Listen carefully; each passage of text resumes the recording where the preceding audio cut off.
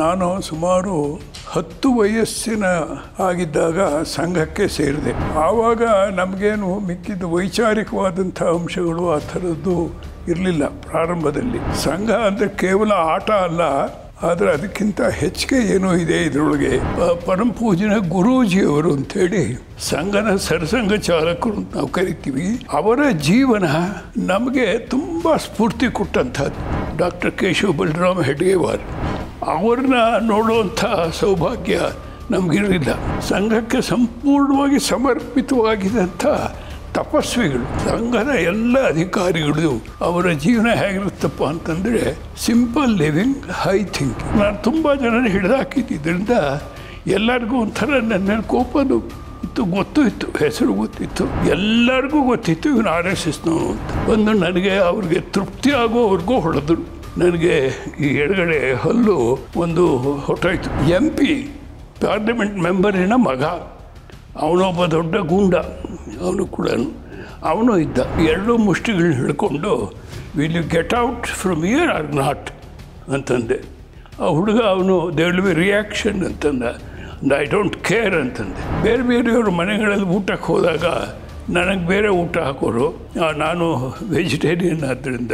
ಆಮೇಲೆ ಅವರೆಲ್ಲ ಊಟ ಎಲ್ಲ ಮಾಡೋರು. ಒಟ್ನಲ್ಲಿ ಅವ್ರ ಜೊತೆ ಕೂತ್ಕೊಂಡು ಊಟ ಮಾಡೋಕ್ಕೆ ಆಗ್ತಾ ಇರಲಿಲ್ಲ. ಒಂದೇ ಟೇಬಲ್ ಮೇಲೆ ನಾವು ಕೂತ್ಕೊಳ್ಳೋಣ, ನೀವು ಆ ಮೂಳೆಯನ್ನು ಕಡ್ದು ಎಲ್ಲ ಕೂಡ ಇಟ್ಕೊಳ್ಳಿ ನಿಮ್ಮ ಇದರ ಹತ್ರ, ನನಗೆ ವೆಜಿಟೇರಿಯನ್ ಬಡಿಸ್ಬಿಡಿ ಅಷ್ಟೇ. ಆ ಸಮಯದಲ್ಲಿ ಸುಮಾರು 22 ಜನ ಕಂಟೆಸ್ಟ್ ಮಾಡಿದ್ರು MLC ಪೋಸ್ಟ್ಗೆ.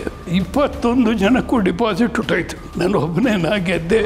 ಗುರೂಜಿಯವರ ಆಶೀರ್ವಾದದಿಂದ ನಾನು ಒಬ್ಬ ಯಶಸ್ವಿಯಾಗಿ ಟೀಚರ್ ಆಗೋಕ್ಕೆ ಅನುಕೂಲ ಆಯಿತು. ರಾಷ್ಟ್ರಾಯ ಸ್ವಾಹ ರಾಷ್ಟ್ರಾಯ ಇದಂ ನಮಮ.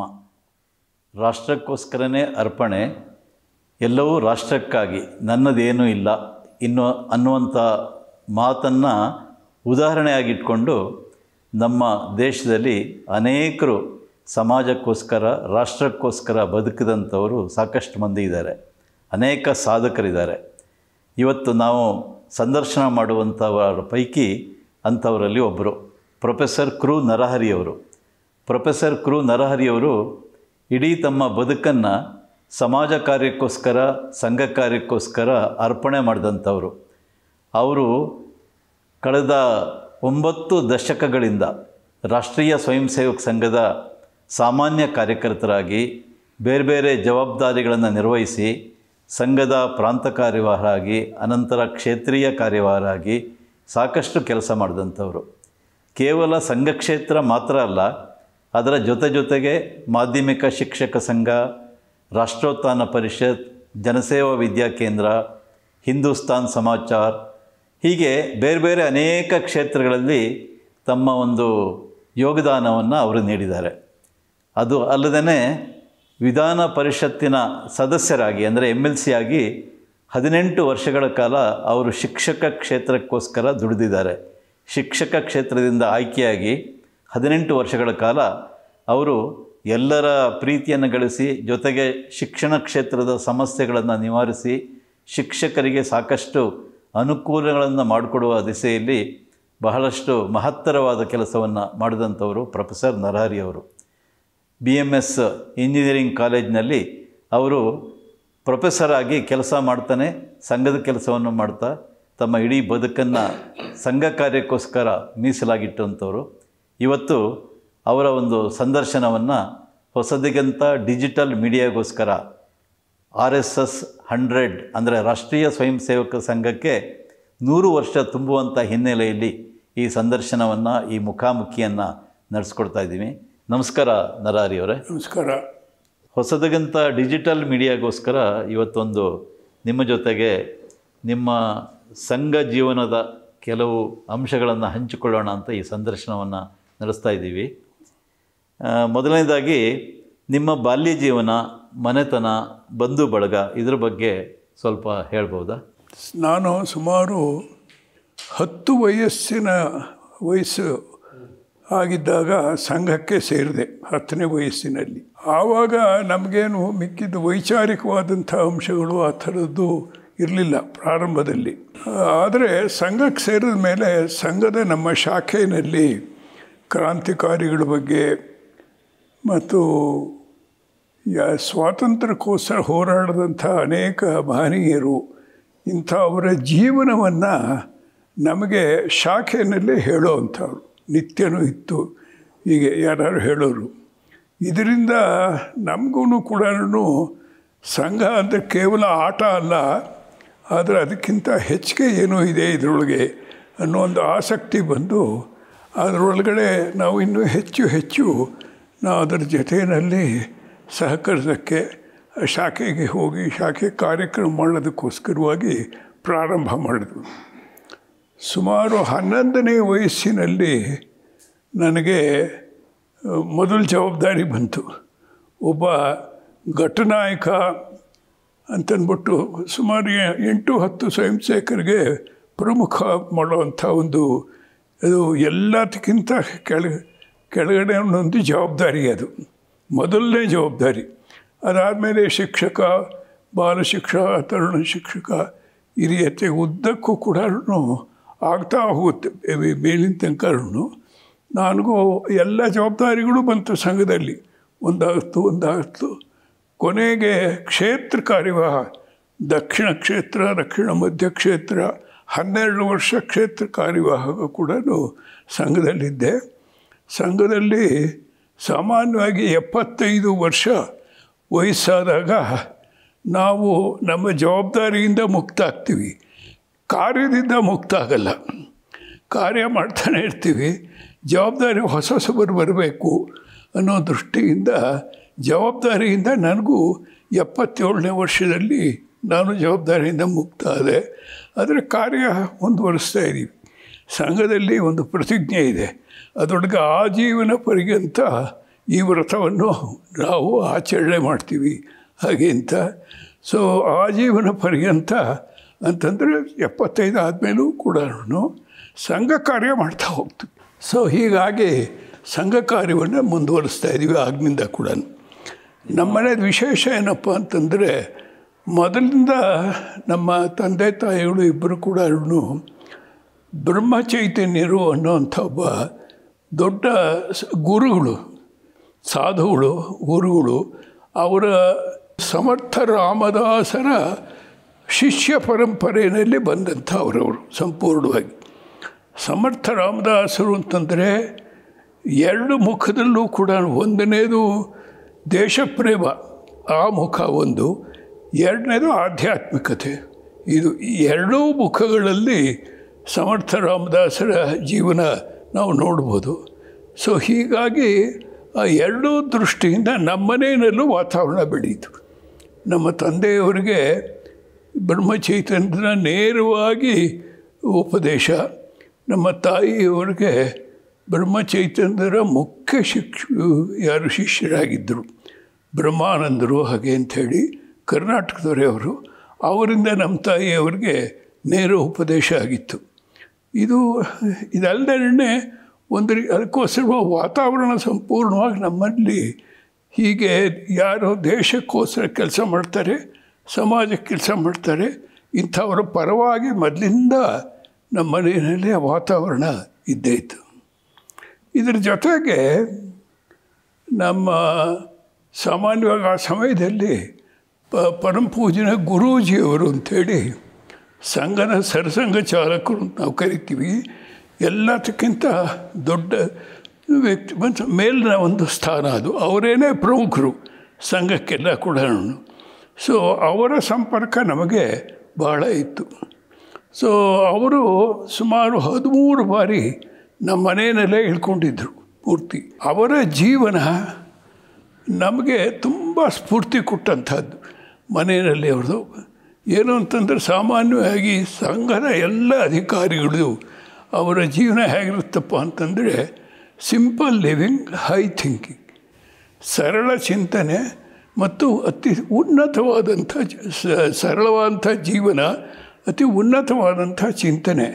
ಇದನ್ನು ಪ್ರತ್ಯಕ್ಷ ನಾವು ನೋಡ್ಬೋದಂಥದ್ದು ಈ ಸಂಘದ ಹಿರಿಯರಲ್ಲಿ ಪ್ರತಿಯೊಬ್ಬರು ಕೂಡ.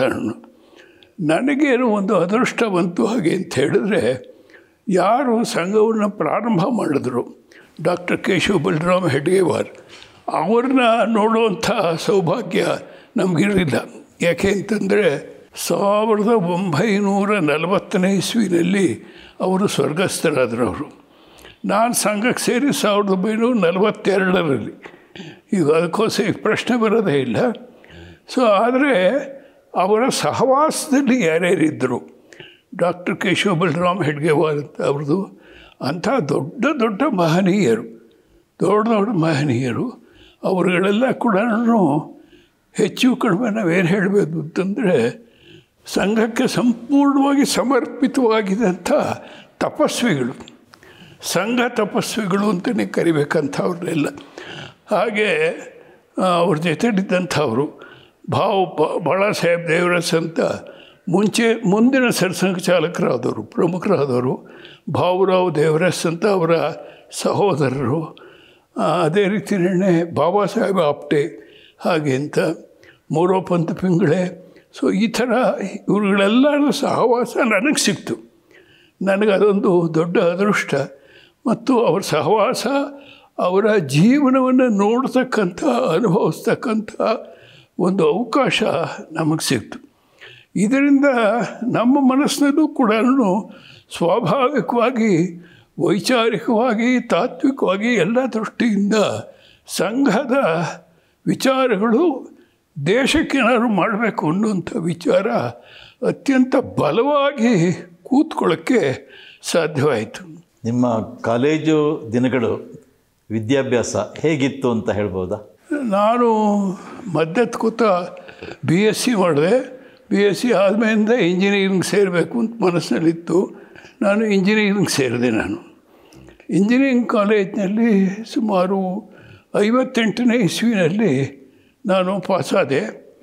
58ರಿಂದ 60ರವರೆಗೂ ಕೂಡ ಸಂಘದ ಕೆಲಸ ಮಾಡಬೇಕು ಅಂತ 2 ವರ್ಷ ಸಂಘದ ಪ್ರಚಾರಕನಾಗಿ ಕೊಡಗಿನಲ್ಲಿ ನನಗೆ ಕೆಲಸ ಕೊಟ್ಟರು. ನೀನು ಕೊಡಗಿನಲ್ಲಿ ಸಂಘ ಇರಲಿಲ್ಲ, ಇಲ್ಲಿ ಸಂಘ ಶುರು ಮಾಡಬೇಕು ಹಾಗೆ ಅಂಥೇಳಿ. ಕೊಡಗಿನಲ್ಲೂ ತುಂಬ ಒಳ್ಳೆಯ ಅನುಭವಗಳು ನನಗೆಲ್ಲ ಕೂಡ ಅಲ್ಲೇ ಆಯಿತು. ಅಲ್ಲೇನು ಅಂದರೆ ಜನ ತುಂಬ ಒಳ್ಳೆಯರು, ಕೊಡಗಿನ ಜನ ಎಲ್ಲ ಕೂಡ. ಸೊ ಹೀಗಾಗಿ ಕೊಡಗಿನಲ್ಲಿ ಶಾಖೆಯನ್ನು ಶುರು ಮಾಡಿದೆ ನಾನು. ಅಲ್ಲೂ ಕೂಡ ಅಲ್ಲಿಯ ಜಿಲ್ಲಾ ಪ್ರಚಾರಕ್ಕಾಗಿ 60ನೇ ಇಸ್ವಿನಲ್ಲಿ ಏನೋ ಕೆಲವು ಕಾರಣಗಳಿಂದ ನಾನು ವಾಪಸ್ ಬರಬೇಕಾಗಿ ಬಂತು. ಮನೆಯಲ್ಲಿ ಅನೇಕ ರೀತಿಯಂಥ ತೊಂದರೆಗಳು ಅದು ಇದು ಇದ್ದು, ಗುರೂಜಿಯವರೇ ನೀನು ಹೋಗಿ ಕೆಲಸಕ್ಕೆ ಸೇರಪ್ಪ ಹಾಗೆ ಅಂಥೇಳಿ ಗುರೂಜಿಯವರೇ ನನಗೆ ಹೇಳಿದ್ರು. ಆಯ್ತಲ್ಲ, ಹೀಗಾಗಿ ಅದರಿಂದ ನಾನು ಕೆಲಸಕ್ಕೆ ಸೇರಬೇಕಾದ್ರೆ ಯಾವುದಕ್ಕೆ ಸೇರ್ತೀನಿ ಅಂತ ಕೇಳಿದ್ರು ಅವರು. ನಾನು ಹೇಳಿದೆ ಮೇಷ್ಟ್ರಾಗ್ತೀನಿ, ಟೀಚರ್ ಆಗ್ತೀನಿ. ಯಾಕೆ ಅಂತಂದರೆ ಟೀಚರ್ ಆದರೆ ಸಮಯ ಬೇಕಾಗಿ ಸಿಗುತ್ತೆ, ರಜೆಗಳು ಇವೆಲ್ಲ ಇರುತ್ತೆ, ಸಂಘ ಕಾರ್ಯ ಮಾಡೋದಕ್ಕೋಸ್ಕರವಾಗಿ ಅನುಕೂಲ ಆಗುತ್ತೆ, ಟೀಚರ್ ಆಗ್ತೀನಿ ಹಾಗೆ ಅಂತ. ಅವ್ರು ಹೇಳಿದ್ರು, ಈಗಲೇ ಅಪ್ಲೈ ಮಾಡಿಬಿಟ್ಟು ಬಾ ಹಾಗೆ ಅಂಥೇಳಿ ನನಗೆ, ನಾನು ನಿವೃತ್ತನಾಗಕ್ಕೆ ಸುಮಾರು 3 ತಿಂಗಳು 4 ತಿಂಗಳ ಮುಂಚೆನೇ ನನ್ನನ್ನು ಕಳಿಸಿದ್ರು. ನೀನು ಹೋಗಿ ಅಪ್ಲೈ ಮಾಡಿಬಿಟ್ಟು ಆಮೇಲೆ ನಿನ್ನ ಕಾರ್ಯಕ್ಷೇತ್ರಕ್ಕೆ ಹೋಗು ಹಾಗೆ ಅಂತ. ಹಾಗೆ ಮಾಡಿದೆ ನಾನು. ಸೊ BMS ಕಾಲೇಜಿಗೆ ಅಪ್ಲೈ ಮಾಡಿದ್ದೆ ನಾನು, ಮೇಷ್ಟ್ರಾಗಿ, ಟೀಚರಾಗಿ. BMS ಕಾಲೇಜಿನಲ್ಲಿ 60ನೇ ಇಸ್ವಿ ಸುಮಾರು ಜೂನ್ ತಿಂಗಳು ಆ ಸಮಯದಲ್ಲಿ ನನಗೆ ಕೆಲಸ ಸಿಕ್ತು ಅಲ್ಲೇ. ಹೀಗಾಗಿ ಸೊ ಅಲ್ಲಿಂದ ಅಲ್ಲೇ ಮುಂದುವರಿಸಿದೆ ಸಂಪೂರ್ಣವಾಗೆಲ್ಲ ಕೂಡ. ಮತ್ತು ಕಾಲೇಜಿನ ಅನುಭವ ಕೂಡ ಗುರೂಜಿಯವರ ಆಶೀರ್ವಾದದಿಂದ ನಾನು ಒಬ್ಬ ಯಶಸ್ವಿಯಾಗಿ ಟೀಚರ್ ಆಗೋಕ್ಕೆ ಅನುಕೂಲ ಆಯಿತು. ಎಷ್ಟು ವರ್ಷ ಕಾಲೇಜು ಪ್ರೊಫೆಸರ್ ಆಗಿದ್ರಿ? 24 ವರ್ಷ BMS ಇಂಜಿನಿಯರಿಂಗ್ ಕಾಲೇಜಿನಲ್ಲಿ ಟೀಚರ್ ಆಗಿದ್ದೆ ಸಂಪೂರ್ಣವಾಗಿ 24 ವರ್ಷ. 24 ವರ್ಷ ಆದಮೇಲಿಂದ ನನಗೆ ಒಂದು ರೀತಿಯಂಥ ಸಂಘದಿಂದನೇ ಆದೇಶ ಬಂತು. ಆವಾಗ ನಮ್ಮ ಸಂಘದ ಪ್ರಾಂತ ಕಾರ್ಯವಾಹರಾಗಿ ಶ್ರೀಯುತ ಅರಕಲಿ ನಾರಾಯಣ್ ಅಂತಿದ್ದರು. ಅವರು ತುಂಬ ಶ್ರೇಷ್ಠ ವ್ಯಕ್ತಿ, ಬಹಳ ಕೆಪಾಸಿಟಿ ಇದ್ದಂಥ ವ್ಯಕ್ತಿ, ಮತ್ತು ತುಂಬ ಸ್ವಭಾವದಲ್ಲಿ ಇದರೊಳಗೆ ಎಲ್ಲ ಕಡೆಯೂ ತುಂಬ ಡಿವೋಟೆಡ್ ಮನುಷ್ಯ ಸಂಘಕ್ಕೆ. ಸೊ ಅವರು ಆ ವರ್ಷದ ವಿಜಯದಶಮಿ ಉತ್ಸವದಲ್ಲಿ 60-84 ನಾನು ಟೀಚರು. 84ನೇ ಇಸ್ವಿನಲ್ಲಿ ವಿಜಯದಶಮಿ ಉತ್ಸವದ ದಿವಸ ಅವರು ನನ್ನನ್ನು ಕರೆದು, ನೀನು MLC ಆಗಬೇಕು, ನೀನು ಕಂಟೆಸ್ಟ್ ಮಾಡಬೇಕು MLC ಪೋಸ್ಟ್ಗೆ ಹಾಗೆ ಅಂತ ಹೇಳಿದ್ರು. ನಾನು ಬೇಡ ಅಂತ ಎಷ್ಟು ಹೇಳಿದ್ರು ಕೇಳಲಿಲ್ಲ. ಇದು ಸಂಘದ ಆದೇಶ, ಅದಕ್ಕೋಸ್ಕರ ನೀವು ಮಾಡಬೇಕು ಹಾಗೆ ಅಂತಂದರು. ಸೊ ಆದೇಶ ಆದರೆ ನಾನು ಮಾಡ್ತೀನಿ, ಆದರೆ ನನಗಿಂತ ಇನ್ನೂ ಒಳ್ಳೆಯ ವ್ಯಕ್ತಿ ಸಿಕ್ಕಿದ್ರೆ ನೀವು ಯಾವಾಗ ಬೇಕಾದ್ರೂ ಬದಲಾವಣೆ ಮಾಡ್ಬೋದು ಹಾಗೆ ಅಂತಲೇ ಹೇಳಿದೆ. ಒಟ್ಟಿನಲ್ಲಿ ಆ ಸಂಘದ ಆದೇಶದಂತೆ MLC ಅದೇ. ಆ ಸಮಯದಲ್ಲಿ ಸುಮಾರು 22 ಜನ ಕಂಟೆಸ್ಟ್ ಮಾಡಿದ್ದರು MLC ಪೋಸ್ಟ್ಗೆ. 21 ಜನಕ್ಕೂ ಡಿಪಾಸಿಟ್ ಹೊಟ್ಟೋಯ್ತು. ನಾನು ಒಬ್ಬನೇ ಗೆದ್ದೆ. 21 ಜನಕ್ಕೆ ಡಿಪಾಸಿಟ್ ಹೊಟ್ಟೋಯ್ತು. ಒಟ್ಟಿನಲ್ಲಿ ಅಂತೂ ದೈವಬಲನೂ ಇರಬೇಕು ಅಂತ ಕಾಣುತ್ತೆ. ಯಾಕೆಂದರೆ ನಾನೇನು ಆ ಕ್ಷೇತ್ರದಲ್ಲಿ ಮದ್ದಿಂದ ಏನು ಕೆಲಸ ಮಾಡಿರಲಿಲ್ಲ. ಶಿಕ್ಷಕ ಕ್ಷೇತ್ರದಲ್ಲಿ ಕೆಲಸ ಮಾಡಿ ಎಲ್ಲರಿಗೂ ಗೊತ್ತಾಗಿ ಈ ಥರ ಏನಿರಲಿಲ್ಲ. ಆದರೆ ಅನೇಕ ಕಾರಣಗಳಿಂದ ಆಯಿತು. ಅದು ಒಂದು ಪ್ರಾಯಶಃ ಕೆಲವು ಘಟನೆಗಳು ಕಾಲೇಜ್ನೆಲ್ಲ ಇದ್ದಾಗ ಇದು ಬೇರೆಯವ್ರ ಮೇಲೂ ಪರಿಣಾಮ ಮಾಡಿರುತ್ತೆ. ಮೊದಲನೇದಾಗಿ ಏನು ಅಂತಂದರೆ, ಕಾಲೇಜ್ನಲ್ಲಿ ಕೆಲವು ಸಮಯದಲ್ಲಿ ಅನೇಕ ಕಾಲೇಜುಗಳಲ್ಲಿ ಮಾಸ್ ಕಾಪಿಯಿಂಗ್ ಇದು ತುಂಬ ನಡೀತಾಯಿತ್ತು. ಸೊ ಈ ಕಾಪಿಯಿಂಗನ್ನು ನಿಲ್ಲಿಸಬೇಕು ಅಂಥೇಳಿ ನಾವು ಕೆಲವರು ಶಿಕ್ಷಕರು 4-5 ಜನ ಯೋಚನೆ ಮಾಡೋದು, ನಾವು ಇದನ್ನೇನಾದ್ರು ವ್ಯತ್ಯಾಸ ಮಾಡಬೇಕು ಹಾಗೆ ಅಂದ್ಬಿಟ್ಟು ಅಂತ. ಸೊ ಈ ಮಾಸ್ ಕಾಪಿಯಿಂಗ್ ನಿಲ್ಲಿಸೋಕ್ಕೋಸ್ಕರ ಕಮಿಟಿ ಮಾಡಿದ್ರು ಬೆಂಗಳೂರು ವಿಶ್ವವಿದ್ಯಾನಿಲಯದಿಂದ. ಅದು ಕಮಿಟಿ ಮಾಡಿದಾಗ ಅದರೊಳಗೆ ನಾನು ಒಬ್ಬ ಇದ್ದೆ. ಪ್ರತಿಯೊಂದು ಕೂಡ ಅವರು ಯಾರ್ಯಾರು ಧೈರ್ಯವಾಗಿ ಈ ಹುಡುಗರನ್ನೆಲ್ಲ ಎದುರಿಸ್ಬೋದು ಅನ್ನೋಂಥ ಒಂದು ನೋಡಿಕೊಂಡು ಸೆಲೆಕ್ಟ್ ಮಾಡಿದ್ರು. ಇಡೀ ಯೂನಿವರ್ಸಿಟಿನಲ್ಲಿ ಇದ್ದಂಥ ಮೇಷ್ಟ್ರುಗಳ ಪೈಕಿ ಇದನ್ನು ನೋಡಿಕೊಂಡು ಅವರನ್ನು ಸೆಲೆಕ್ಟ್ ಮಾಡಿದ್ರು.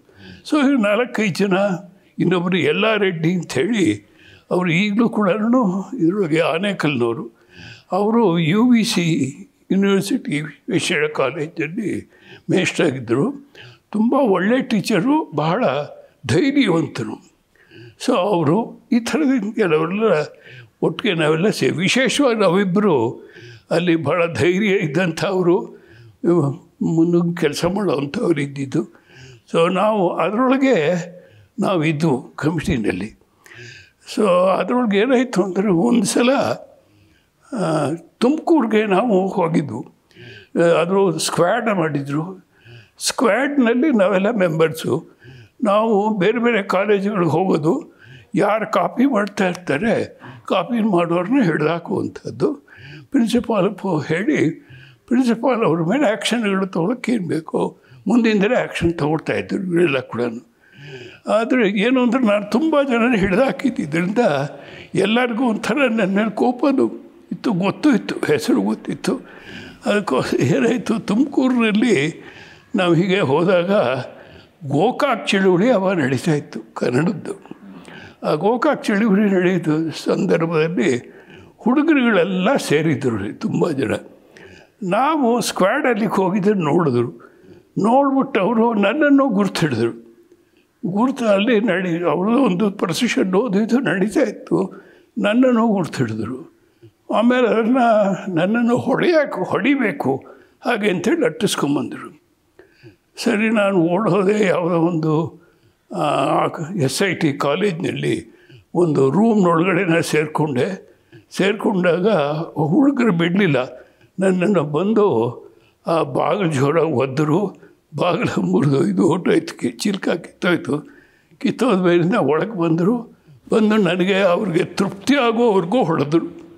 ನನಗೆ ಈ ಎಡಗಡೆ ಹಲ್ಲು ಒಂದು ಹೊಟ್ಟೋಯ್ತು, ಕೊನೆ ದವಡೆ ಹಲ್ಲು ಪೂರ್ತಿ ಎಲ್ಲ ಕೂಡ ಎಲ್ಲ ತೃಪ್ತಿ ಆಗೋವರೆಗೂ ಹೊಡೆದ್ಬಿಟ್ಟು ಆಮೇಲೆ ವಾಪಸ್ ಹೋದರು.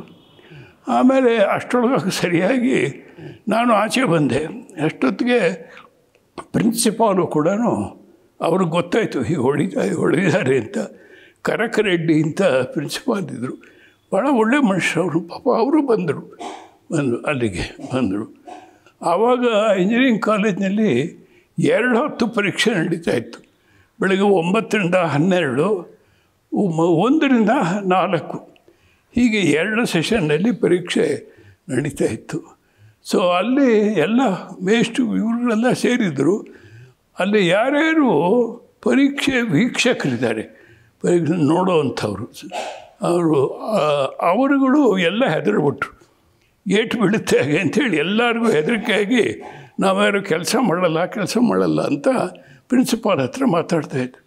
ಆಮೇಲೆ ನಾನು ಹೋಗ್ಬಿಟ್ಟು, ಇಲ್ಲಪ್ಪ ಸಿಚುಯೇಷನ್ ಎಕ್ಸ್ಟ್ರೀಮ್ ಹೊಟ್ಟೋಗಿದೆ, ಈಗ ಏನಾಗಲ್ಲ, ನಾನು ಇರ್ತೀನಿ, ಎಲ್ಲರೂ ಮಾಡಿ ನೀವೆಲ್ಲ ಕೂಡ ಅಂಥವ್ರಿಗೆಲ್ಲ ಧೈರ್ಯ ಕೊಟ್ಟು ಅವ್ರು ಕೆಲಸ ಮಾಡಿದ್ರು. ನಾನು ಮಧ್ಯಾಹ್ನ ಕೆಲವು ಹುಡುಗರನ್ನೆಲ್ಲ ಹಿಡ್ದಾಕಿದ್ಮೇಲೆ ಸಂಜೆ ಹೊತ್ತಿಗೆ ಪ್ರಿನ್ಸಿಪಾಲು ಪೊಲೀಸ್ ಸೂಪರಿಂಟೆಂಡೆಂಟನ್ನು ಕಳಿಸಿದ್ರು, ಡಿಸ್ಟ್ರಿಕ್ಟ್ ಸೂಪರಿಂಟೆಂಡೆಂಟು. ಅವ್ರು ಬಂದ ಮೇಲಿಂದ ಅವರು ಅಷ್ಟೊತ್ತಿಗೆ ಯಾರ್ಯಾರು ಹೊಡೆದವರು ಅಂಥೇಳಿ ಐಡೆಂಟಿಫೈ ಮಾಡಿದರು ಇವನ್ನೆಲ್ಲ ಕೂಡ. ಆಮೇಲೆ ಅದು ಪೊಲೀಸ್ನವ್ರಿಗೂ ಗೊತ್ತಾಯಿತು ಇಂತಿಂಥವರು ಇದ್ದಾರೆ. ಅದರಲ್ಲೂ ಪ್ರಮುಖವಾಗಿದ್ದಂಥವ್ರು ಯಾರು ಅಂತಂದರೆ ತುಮಕೂರಿನ MP, ಪಾರ್ಲಿಮೆಂಟ್ ಮೆಂಬರಿನ ಮಗ, ಅವನೊಬ್ಬ ದೊಡ್ಡ ಗೂಂಡ, ಅವನು ಕೂಡ ಅವನು ಇದ್ದ. ಅವರು ಹೇಳಿದ್ರು ಪೊಲೀಸ್ ಸೂಪರಿಂಟೆಂಡೆಂಟು, ಸರ್ ನನಗೆ ಬಹಳ ಕಷ್ಟ ಆಗುತ್ತೆ ಇವಾಗ, ಅವನ ಮೇಲೆ ಆ್ಯಕ್ಷನ್ ತೊಗೊಳಕ್ಕಾಗಲ್ಲ. ಯಾಕೆಂದರೆ ಪ್ರಿನ್ಸಿಪಾಲ್ ಹೇಳಿದ್ರು ಆ್ಯಕ್ಷನ್ ತೊಗೋಬೇಕು ಅಂತ. ಇಲ್ಲ ಸರ್ ನಾವು ಆ್ಯಕ್ಷನ್ ತೊಗೊಳಕ್ಕಾಗಲ್ಲ, ಭಾಳ ಕಷ್ಟ ಆಗುತ್ತೆ. ಯಾಕೆ ಅಂದರೆ ಈಗ ಅವನು MP ಮಗ, ನಾವೇನಾದ್ರು ಹೇಳಿದ್ರೆ ಕೂಡಲೇ ಅವರಿಂದ ಫೋನ್ ಬರುತ್ತೆ, ಬಿಟ್ಬಿಡಿ ಏನ್ಬಿಟ್ಟು ಅಂತ. ಅದಕ್ಕೋಸ್ಕರವಾಗಿ ಆಗಲ್ಲ ಅಂತಂದರು. ಸರಿ, ಹಾಗಾದ್ರೆ ನಿಮಗಾಗಲ್ಲ ತಾನೇ? ನಾನು ಹೇಳಿದೆ, ಹಾಗಾದ್ರೆ ನಿಮಗಾಗದೆ ಹೋದರೆ ಒಂದು ಕೆಲಸ ಮಾಡಿ, ನಾನು ಒಂದು ಪ್ರೆಸ್ ಕಾನ್ಫರೆನ್ಸ್ ತೊಗೋತೀನಿ. ಸೂಪರಿಂಟೆಂಡೆಂಟು ಈ ರೀತಿ ಹೇಳಿದ್ರು, ಪೊಲೀಸ್ ಸೂಪರಿಂಟೆಂಡೆಂಟು ನನಗೆ ಆ್ಯಕ್ಷನ್ ತೊಗೊಳಕ್ಕಾಗಲ್ಲ ಅಂತ ಹೇಳಿದ್ದಾರೆ, ಅದಕ್ಕೋಸ್ಕರ ನಾನು ವೈಯಕ್ತಿಕ ಆ್ಯಕ್ಷನ್ ತೊಗೋತೀನಿ ಹಾಗೆಂತ ನಾನು ಭಾಳ ಹೇಳಿದೆ ನಾನು. ಆವಾಗ ಅವ್ರು ಹೆದರಿದ್ರು ಪೊಲೀಸ್ ಸೂಪರಿಂಟೆಂಟು. ಸರ್ ನನಗೆ ಸ್ವಲ್ಪ ಸಮಯ ಕೊಡಿ, 1 ತಿಂಗಳು ಸಮಯ ಕೊಡಿ ಅಂತ ಕೇಳಿದ್ರು. ಸರಿಯಪ್ಪ 1 ತಿಂಗಳು ತೊಗೊಳ್ಳಿ, 31ನೇ ದಿವಸ ನೀವೇನಾದ್ರು ಆ್ಯಕ್ಷನ್ ತೊಗೊಳ್ಳದೆ ಹೋದರೆ ತಿರ್ಗಾ ಪ್ರೆಸ್ ಕಾನ್ಫರೆನ್ಸ್ ಕರಿತೀನಿ, ಎಲ್ಲರ ಮುಂದೆ ಹೇಳ್ತೀನಿ, ಹೇಳ್ಬಿಟ್ಟು ನಾನು ಆ್ಯಕ್ಷನ್ ತೊಗೋತೀನಿ ಹಾಗೆ ಅಂತ ಹೇಳಿದೆ. ಆದರೆ ಅಷ್ಟರೊಳಗಾಗಿ ಅವರು ಆ್ಯಕ್ಷನ್ ತೊಗೊಂಡು ಇಲ್ಲಿ ಕಂಟ್ರೋಲರ್ ಆಫ್ ಎಕ್ಸಾಮಿನೇಷನ್ ಅವ್ರಿಗೆ ತಿಳಿಸಿ ಅವರು ನನಗೆ ಫೋನ್ ಮಾಡೆಲ್ಲ ಹೇಳಿದ್ರು. ಅವರು ಆ ಹುಡುಗನ್ನ ಅವರ ತಂದೆಯವರು ಅಂದರೆ MP, ಅವರ ಅಣ್ಣನೂ ಗೂಂಡ ಇನ್ನೊಬ್ಬ, ಯಾರು ನನಗೆ ಹೊಡೆದ್ನೋ ಅಂದರೆ 2 ಮಕ್ಕಳು, 2 ಗೂಂಡಗಳೇ. ಮೊದಲನೇವನು ದೆಹಲಿಲಿದ್ದ. ಸೊ ಅವನು ಊರಿನಲ್ಲಿ ಇಲ್ಲದೇ ಇರುವಾಗ, ಆ ಹುಡುಗ ತಂದೆನೂ ಊರಿನಲ್ಲಿ ಇಲ್ಲದೇ ಇರುವಾಗ ಇವನೇನು ಹಿಡ್ದಾಕಿದ್ರು ಪೊಲೀಸ್ನವರು.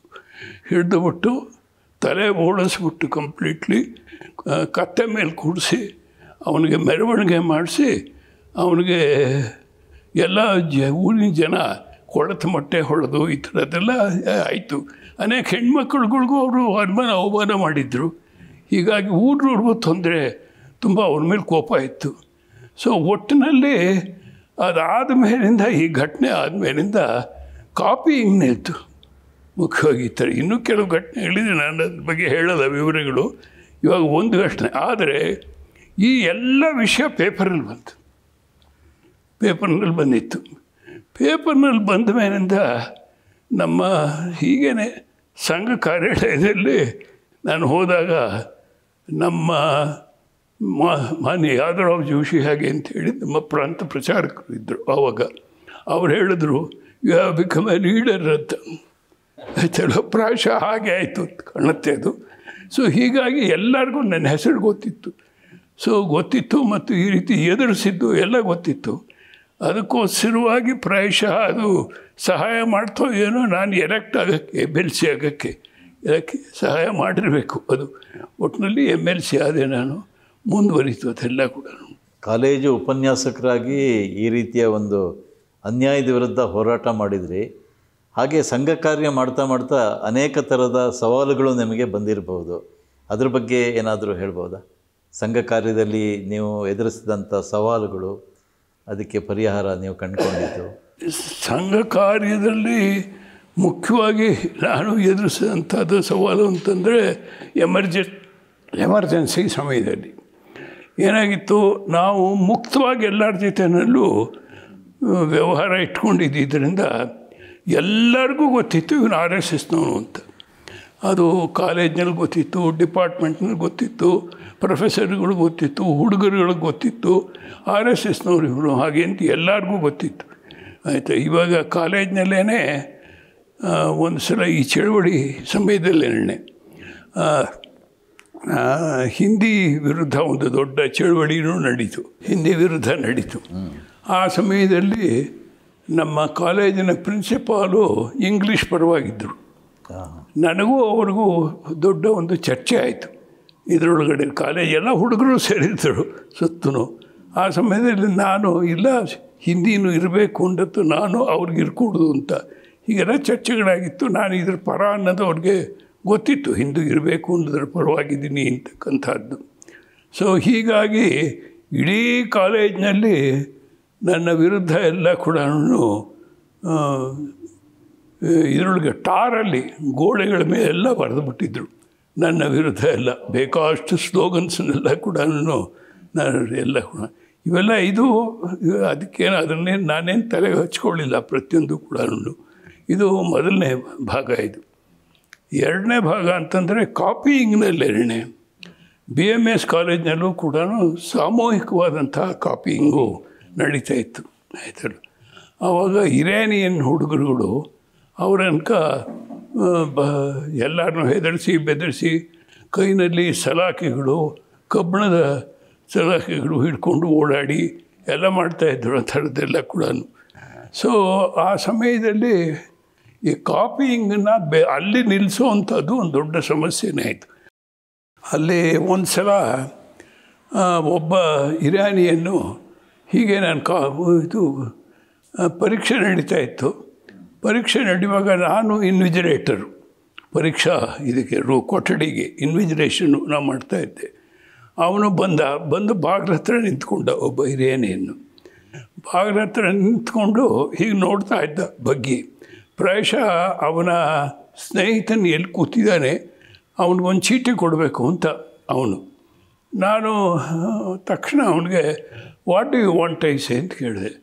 ಅವನೇನು ಮಾತಾಡಲಿಲ್ಲ. ತಿರ್ಗಾನು ಎರಡನೇ ಸಲ ಭಾಳ ಜೋರಾಗಿ ಕೇಳಿದೆ, ಆಗಲೂ ಮಾತಾಡಲಿಲ್ಲ. ಮೂರನೇ ಸಲ ಕೇಳಿದೆ, ಆಗಲೂ ಮಾತಾಡಲಿಲ್ಲ. ಕೊನೆಗೆ ನಾನು ಎರಡೂ ಮುಷ್ಟಿಗಳನ್ನ ಹಿಡ್ಕೊಂಡು will you get out from here or not ಅಂತಂದೆ. ಆ ಹುಡುಗ ಅವನು ದೇ ವಿಲ್ ಬಿ ರಿಯಾಕ್ಷನ್ ಅಂತಂದ. ಐ ಡೋಂಟ್ ಕೇರ್ ಅಂತಂದೆ. ಆಮೇಲಿಂದ ಹೆದರ್ಕೊಂಡು ಅವ್ನು ಮುಂದಕ್ಕೆ ಹೊಟ್ಟೋದ ಅವನು. ಆಯ್ತಲ್ವ. ಇದೇ ಥರದ ಇನ್ನೊಬ್ಬ ಹುಡುಗ ರೀತಿನಿ ಹಿಡ್ದಾಕಿದೆ. ಅವನ I will see afterwards I will take care of you ಅಂತಂದ. ಆಯ್ತಪ್ಪ, ನಾನು ಐ ಆಮ್ ಆಲ್ಸೋ ರೆಡಿ ಹಾಗೆ ಅಂತ ಹೇಳಿದೆ ನಾನು. ಸೊ ಈ ಥರದ ಘಟನೆಗಳು ತುಂಬ ನಡೆದಿದೆ ಕಾಲೇಜಿನಲ್ಲಿ ಎಲ್ಲ ಕೂಡ. ಇದು ಒಂದು ದೊಡ್ಡ ಸವಾಲು. ಇದನ್ನು ಎದುರಿಸೋದು ನಾವು ಅಲ್ಲಿ. ಒಟ್ಟಿನಲ್ಲಿ BMS ಕಾಲೇಜಿನಲ್ಲೂ ನಿಲ್ತು, ಕಾಪಿಯಿಂಗ್ ಎಲ್ಲನೂ ನಿಲ್ತು, ಅವೆಲ್ಲ ಕೂಡ. ನೀವು ಸಂಘದ ಪ್ರಚಾರಕರಾಗಿ 2 ವರ್ಷ ಕೊಡಗು ಜಿಲ್ಲೆಯಲ್ಲಿದ್ದಿರಿ. ಆ ಸಂದರ್ಭದ ಕೆಲವು ಅನುಭವಗಳನ್ನು ಹೇಳ್ಬೋದಾ? ಅದರೊಳಗೆ ಒಂದು ನಾನು ಮರೆಯಲಾರದಂಥ ಒಂದು ಅನುಭವ ನನಗಿದೆ. ಅಲ್ಲೇನು ಅಂತಂದರೆ ಕೊಡಗಿನಲ್ಲಿ ಹೆಚ್ಚು ಕಡಿಮೆ ಎಲ್ಲ ನಾನ್ ವೆಜ್ ತಿಂತಾರೆ ಪ್ರತಿಯೊಬ್ಬರು ಕೂಡ. ತುಂಬ ನಾನ್ ವೆಜ್ ಇರುತ್ತೆ. ಹೀಗಾಗಿ ಬೇರೆ ಬೇರೆಯವ್ರ ಮನೆಗಳಲ್ಲಿ ಊಟಕ್ಕೆ ಹೋದಾಗ ನನಗೆ ಬೇರೆ ಊಟ ಹಾಕೋರು. ನಾನು ವೆಜಿಟೇರಿಯನ್ ಆದ್ದರಿಂದ.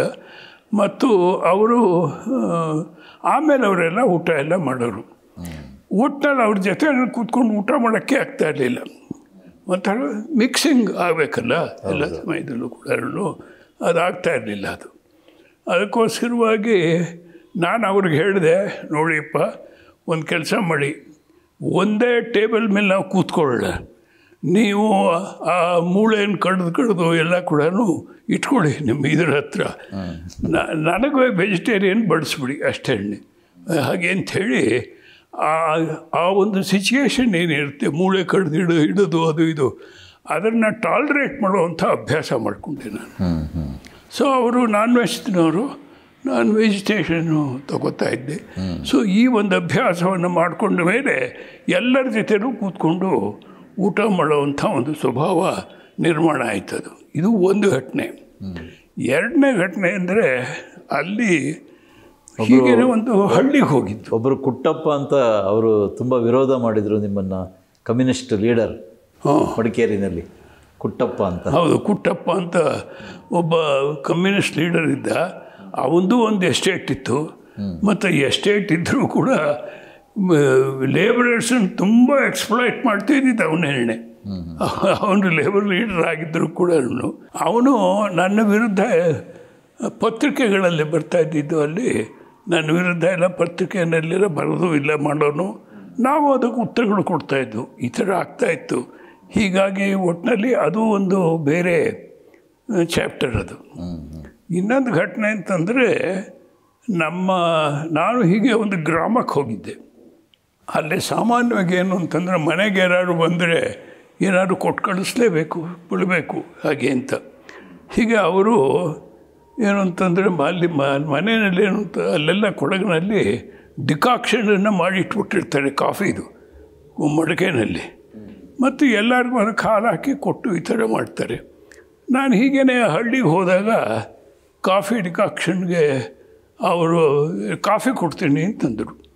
ಆಮೇಲಿಂದ ಕಾಫಿ ನಾನು ಹೇಳಿದಾಗ ಆವಾಗ ಹಾಲು ಸಿಗ್ತಾ ಇರಲಿಲ್ಲ. ಇವಾಗ ಈ ಥರ ಅಲ್ಲ ತುಂಬ ಮಲೆನಾಡಿನಲ್ಲಂಕ ತುಂಬ ಕಡಿಮೆ ಇತ್ತು ಹಾಲು, ಆವಾಗ ಇರಲಿಲ್ಲ. ಸೊ ಹೀಗೆ ಹಾಲು ಸಿಗ್ತಾ ಇರಲಿಲ್ಲ. ನಿಮ್ಗೆ ಹಾಲೆಲ್ಲಿ ಸಿಗ್ತಮ್ಮ ಇದನ್ನು ಮಾಡೋದಕ್ಕೆ ಹಾಗೆ ಅಂತ ಕೇಳಿದೆ. ಅವರೇನು ಹೇಳಿದ್ರು ಅಂತಂದರೆ, ನಾನು ಮಗುಗೋಸ್ಕರ ಹಾಲು ತೆಗೆದಿಟ್ಟಿದ್ದೀನಿ ನಮ್ಮ ಮನೆಯದು, ಅದನ್ನು ಹಾಕ್ಬಿಟ್ಟು ಕೊಡ್ತೀನಿ ಅಂತಂದು. ನನಗೊಂಥರ ಆಗೋಯ್ತು ತಕ್ಷಣ. ನಾನು ಹೇಳಿದೆ, ನೀವು ಮಕ್ಕಳಿಗಿಟ್ಟಿರೋ ಹಾಲನ್ನು ತೆಗಿಬೇಡಿ ಆಯ್ತಲ್ವ. ನೀವು ನಾನು ಕಾಫಿ ಕುಡಿಬಾರ್ದು ಅಂತ ನಿಶ್ಚಯ ಮಾಡಿದ್ದೆ, ಕಾಫಿ ಬಿಟ್ಬಿಟ್ಟಿದ್ದೆ. ಆಮೇಲೆ ನಾನು ಹೇಳಿದೆ, ನೀವು ಮನೆಯಲ್ಲಿ ಏನು ಮಾಡ್ತಿರೋ, ಕಾಫಿನೋ ಟೀನೋ ಏನು ಮಾಡ್ತಿರೋ ಅದನ್ನು ನನಗೆ ನೀವು ಹೇಗೆ ತೊಗೋತಾರೋ ನನಗೆ ಅಂದು ಕೊಡಿ. ಆದರೆ ಹಾಲ್ಗೆ ಹಾಕೋ ಅವಶ್ಯಕತೆ ಇಲ್ಲ ಆಯಿತು, ನೀವು ಅದನ್ನು ಕೊಡಿ, ನಾನು ಅದನ್ನೇ ತೊಗೋತೀನಿ ಹಾಗೆ ಅಂಥೇಳಿ ಹಾಲಿಲ್ಲದೆ ಇರೋ ಕಾಫಿ ಅದನ್ನೇ ನಾನು ತೊಗೊಂಡೆ ನಾನು.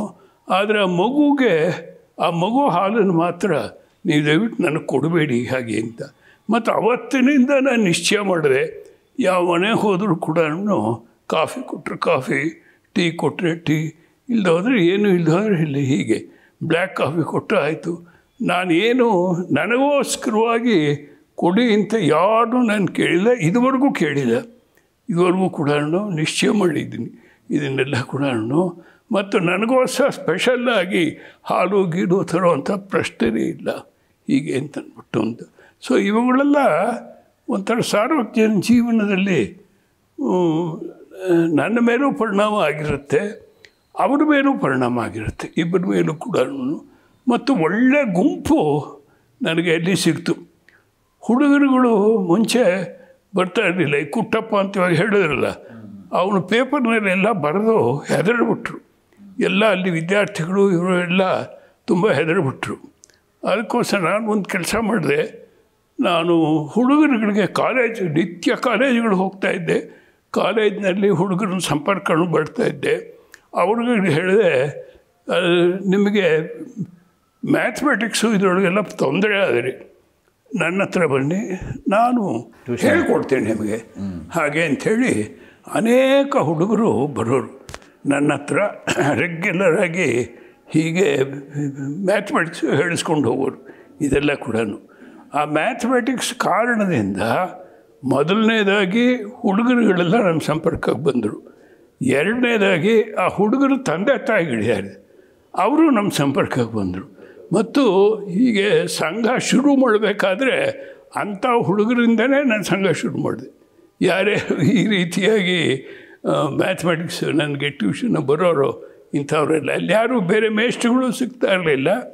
ಅವ್ರಿಗಿನ್ನ ಅದು ಟ್ಯೂಷನ್ ಈ ಥರದ್ದು ಏನೂ ಇರಲಿಲ್ಲ ಆಗ ಪದ್ಧತಿಗಳೆಲ್ಲ ಕೂಡ. ನಾನು ಈ ರೀತಿ ಫ್ರೀಯಾಗೆಲ್ಲ ಹೇಳ್ಕೊಡ್ತಾ ಇದ್ನಲ್ಲ ಅವ್ರುಗಳಿಗೆ. ಮತ್ತು ಹೇಳ್ಕೊಡುವಾಗ ನಮ್ಮ ಸಂಪರ್ಕ ಇರುತ್ತಲ್ಲ, ನಮ್ಮ ಬಿಹೇವಿಯರು ಇದು ಎಲ್ಲ ಕೂಡ ಅವ್ರಿಗೂ ಕೂಡ ಒಂದು ಮನೆಯಲ್ಲಿ ಅದು ಲಿಂಗಾಯತರ ಮನೆ. ಅದು ಲಿಂಗಾಯತರು ಅಂತಂದರೆ ಬಹಳ ಕಟ್ಟರ್ ಲಿಂಗಾಯತರು. ಅವರು ಮನೆ ಒಳಗಡೆ ಅವರ ವರಂಡ ಬಿಟ್ಟು ಮನೆ ಒಳಕ್ಕೆ ಇನ್ಯಾರನ್ನೂ ಸೇರಿಸ್ತಾನಿರಲಿಲ್ಲ. ಮಡಿವಂತರು ಊಟ ಯಾವುದು ಮಡಿವಂತರು ಶಿವಕುಮಾರ್ ಅಂತ ಅಡ್ವೊಕೇಟ್ ಆ ಮನುಷ್ಯ. ಅವನು ಆವಾಗ ಸ್ಟೂಡೆಂಟ್ ಆಗಿದ್ದ. ಅಂಥ ಮನೆ ಅದು. ಅವರು ಎಲ್ಲ ಕೂಡ ನಾನು ಟ್ಯೂಷನ್ಗೆ ಬರೋರು. ಅದ್ರ ಪರಿಸ್ಥಿತಿ ಹೇಗಾಯ್ತಪ್ಪ ಅಂತಂದರೆ ಬರ್ತಾ ಬರ್ತಾ ಅವ್ರ ಮನೆ ಅಡುಗೆ ಮನೆಯಲ್ಲಿ ನನ್ನನ್ನು ಕೂಡಿಸಿ ಊಟ ಹಾಕೋರು. ಹಾಗೆ ವ್ಯತ್ಯಾಸ ಆಗೋಯ್ತು ಪರಿಸ್ಥಿತಿ. ಅನೇಕ ಮನೆಗಳಲ್ಲೂ ಹಾಗೆ ಆಯಿತು. ಇಷ್ಟು ಪರಿವರ್ತನೆ ಆಯ್ತಲ್ಲಿ. ಪರಿವರ್ತನೆ ಆಯಿತು. ಈ ಥರ ಅನೇಕ ಅನುಭವಗಳು ಅಲ್ಲಿದೆ. ಅಲ್ಲಿ GM ಮಂಜುನಾಥಯ್ಯ ಅಂಥೇಳಿ ದೊಡ್ಡ ಪ್ಲ್ಯಾಂಟರು. ಪ್ರಾಯಶಃ ಕೊಡಗಿನಲ್ಲಿ ಪ್ರತ್ಯೇಕ ಇತ್ತು ಮುಂಚೆ. ನಮಗೆ ಕೊಡಗು ನಮಗೆ ಗೊತ್ತಿರ್ಬೋದು. ಅದು ಪ್ರತ್ಯೇಕ ಮಿನಿಸ್ಟ್ರಿನೂ ಇತ್ತು. ಪೂರ್ಣಚ್ಚ ಅಂತ ಚೀಫ್ ಮಿನಿಸ್ಟ್ರು ಆಗಿದ್ದರು ಎಲ್ಲ ಕೂಡ. ಆ ಸಮಯದಲ್ಲಿ ಇವ್ರನ್ನ ಮಿನಿಸ್ಟರ್ ಮಾಡಬೇಕು ಅಂತ ಇವ್ರ ಮಿನಿಸ್ಟ್ರಿ ತೊಗೊಂಡ್ರು. ಪೂರ್ಣಚ್ಚನ ಇವ್ರನ್ನ ಮಂಜುನಾಥಯ್ಯನವ್ರನ್ನ ನಾನು ಬೇಡ, ನಾನು ಮಿನಿಸ್ಟರ್ ಆಗಲ್ಲ ಅಂತ ಹೇಳಿದರು. ತುಂಬ ಒಳ್ಳೆ ಫ್ಯಾಮಿಲಿ ಅವೆಲ್ಲ ಕೂಡ. ಅವ್ರಿಗೆ BSc ಎಂಜಿನಿಯರಿಂಗ್ ಮಾಡಿಬಿಟ್ಟು ಹೀಗೆ ಜೀವನ ಪೂರ್ತಿ ಸಂಘ ಕೊಡ್ತೀನಿ, ಏನೂ ಅಪೇಕ್ಷೆ ಇಲ್ಲದೆ ಸಂಘಕ್ಕೆ ಜೀವನ ಕೊಡ್ತಾ ಇದೆ, ಇದನ್ನು ಇಮ್ಯಾಜಿನ್ ಕೂಡ ಮಾಡೋಕ್ಕಾಗಲ್ಲ ನಾನು ಅಂತ ಹೇಳಿದ್ರು. ಇಮ್ಯಾಜಿನ್ನು ಮಾಡೋಕ್ಕಾಗಲ್ಲ. ಅವರೆಲ್ಲ ನಮ್ಮ ಸಿಂಪಥೈಸರ್ಸ್ ಆದರು. ಎಲ್ಲ ಸಂಘದ ಸಿಂಪಥೈಸರ್ಸ್ ಆದರು. ಮುಂದೆ ಎಲ್ಲ ಕೂಡ ನಮ್ಗೆ ಅನುಕೂಲಗಳು, ಅವರ ಮಕ್ಕಳು ಎಲ್ಲ ಕೂಡ ಅನುಕೂಲಗಳು ಮಾಡಿಕೊಡೋಕ್ಕೆ ಶುರು ಮಾಡಿದ್ರು. ಸೊ ಇವೆಲ್ಲ ಈ ಥರ ಅನುಭವಗಳು ಅನೇಕವು ಅಲ್ಲಿ ಬಂದಿವೆ.